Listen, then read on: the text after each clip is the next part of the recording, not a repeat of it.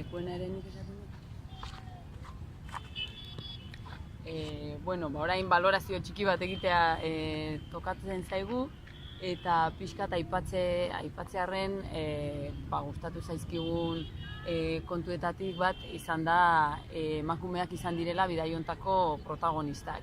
Eta Indiako emakumeak benetan egiten duten lana ezagutu ahal izan dugula.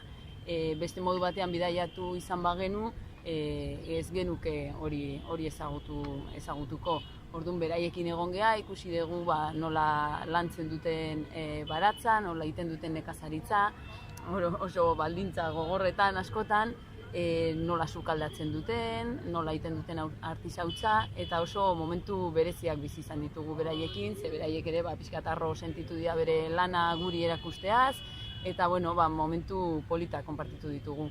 Hori da gauzetako bat. Bai.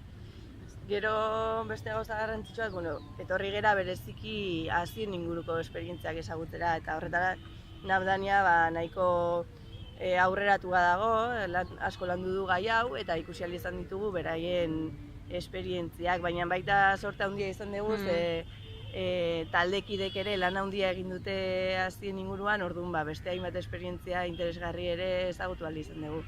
Eta ikusi dugu ze garrantzia daukan kultura guztietan haziak, nola haziadan bizitza gordetzen duena eta hortik sortzen da landarea, baina baita ere dira hitzaki bat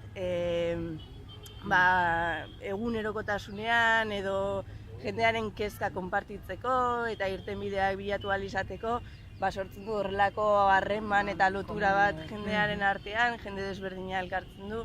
Eta horrek indarra handia dauka, eta kurioso izan da ikustea nola herrialde desberdinetan hori gertatzen da. Brasilen eta Indian ere. Bai, orduan, iruditzen zaigu hazien bi alde horrek indarra handia daukala, eta zerbait komuna izan dela denon artean konpartitu duguna. Eta hoxe espero dugu zuentzat ere interesgarria izatea, eta eskerrik asko horregoteagatik.